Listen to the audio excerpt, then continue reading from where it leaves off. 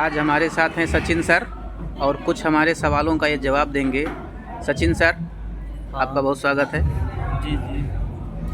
क्या सचिन सर, आप हमको ये बताइए कि क्या संशोधित वक्फ बोर्ड कानून से मुसलमानों को लाभ होगा? हाँ जी, बिल्कुल लाभ होगा। किस तरीके से आप इस कानून को देखते हैं? देखो, इससे मुख्य रूप से दो चीज़ें होंगी। जी नंबर एक, वक्फ बोर्ड का रेगुलेशन सही है।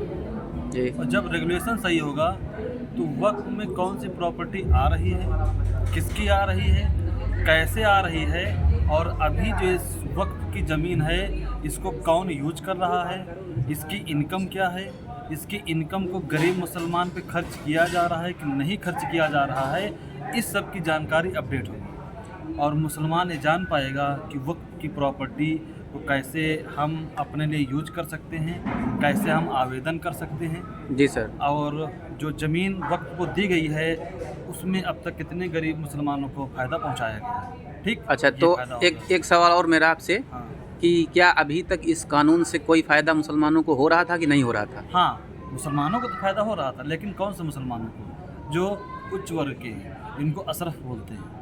जी। जैसे उसमें क्या इसमें और बहुत सारी जातियाँ होती हैं? हाँ, बहुत सारी जातियाँ होती हैं। जी जो आपके अंसारी हैं या यहाँ के जो दलित वर्ग के हिंदू थे, भूतकाल में कभी मुस्लिम बन गए, वो भी तो आज मुस्लिम ही हैं। उन लोगों को कोई लाभ नहीं, सिर्फ इस्लाम में धर्म के आधार पर उसमें शामिल जरूर हैं, लेकिन वक्फ की ज़मीन पे इन लोगों को कोई फ़ायदा नहीं, जानते ही नहीं है कि मुस्लिम अच्छा, में किस कुछ। प्रकार का, सर आप ये बताइए कि किस प्रकार का लाभ होता था और किस प्रकार का ये कानून का संशोधन होने से कौन से लाभ, जैसे कि उनकी आपत्तियां हैं कि उनकी ज़मीनें छिन जाएंगी, मदरसा छिन जाएंगे या उनके दरगाह छिन जाएंगे, क्या ऐसा होगा क्या? छीनने वाली बात उसमें ये है, आपका हम बता देते हैं एक लाइन में। जैसे मान लो जो उच्च वर्ग के मुसलमान हैं जिनका नियंत्रण वक्फ में है या इनडायरेक्ट वक्फ से उनका रिलेशन है, उन्होंने एक कोई प्राइम लोकेशन पर ज़मीन है, उसको एक मामूली रेट पे ले लिया, जैसे 500 रुपये महीना उनको देना है, उस ज़मीन को यूटिलाइज कर रहे हैं 1 लाख पर महीना, तो जो 99,500 बचा रहे हैं वो सिर्फ उच्च वर्ग के मुसलमानों के खाते में जा रहा है, और उसका कुछ शेयर जो वक्फ बोर्ड में मेंबर शामिल हैं वो फ़ायदा उठा रहे हैं, ना कि बोर्ड फ़ायदा उठा रहा है। मैं एक एग्जांपल से आपको समझाना चाहता हूँ। हमारे एक मित्र थे, उन पे इस पर डिबेट होने लगी। उन्होंने कहा, देखो आपको मालूम नहीं है, वक्फ के बोर्ड के लोगों ने हमारा सहयोग किया और हमारा मदरसा चल रहा है। तो हमने कहा, वक्फ बोर्ड ने आपका सहयोग किया कि वक्फ बोर्ड के लोगों ने आपका सहयोग किया?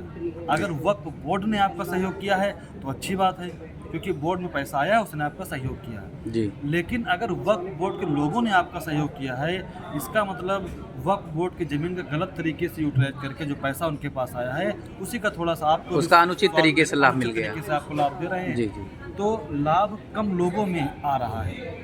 ये तो एक मुसलमानों कुछ गिने चुने लोगों को ही उससे लाभ हाँ। मिला है अब तक। दूसरी चीज़ ये है कि अगर हम वक्फ बोर्ड की संस्था का नाम ना लें, अगर हम ऐसे कहें, एक कोई संस्था है जो ये कहती है, उसकी नज़र में कोई ज़मीन आ गई कि ये ज़मीन हमारी है, अब वो ज़मीन किसी गरीब मुसलमान की हो या किसी गरीब हिंदू, किसी की भी हो, अब उस व्यक्ति का दायित्व बनता है कि उस संस्था में जाए और कहे, नहीं नहीं सर ये हमारी ही ज़मीन है, तो कहेगा कागज़ दिखाओ।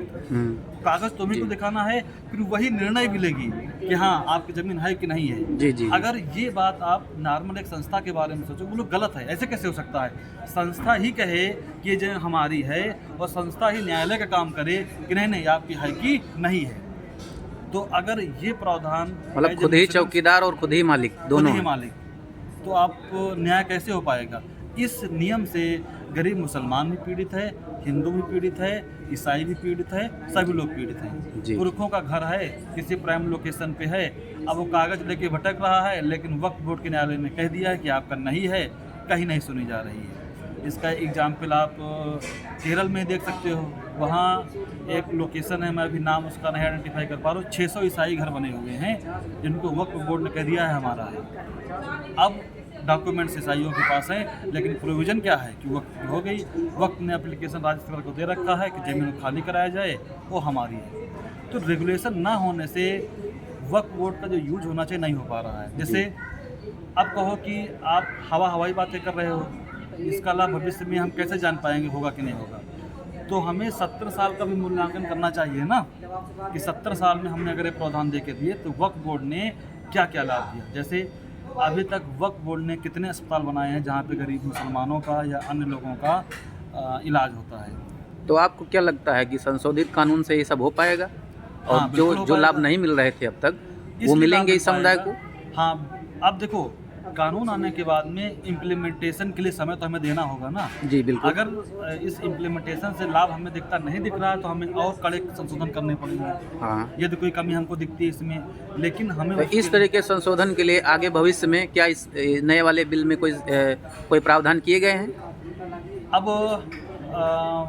प्रावधान जो किए गए हैं उनमें प्रावधान आगे क्या किए जाएंगे नहीं किए जाएंगे वो तो समय आने पे पता चलेगा ना। जी जी कोई नया कानून बनता है तो उसमें क्या समस्याएं हैं उसके इम्प्लीमेंटेशन के बाद ही पता चलता है। जी। तो फिलहाल अभी उस पर कहना जल्दबाजी होगी कि इसका इम्पैक्ट क्या है, लेकिन हाँ 2 चीज़ें इससे ज़रूर सही होंगी।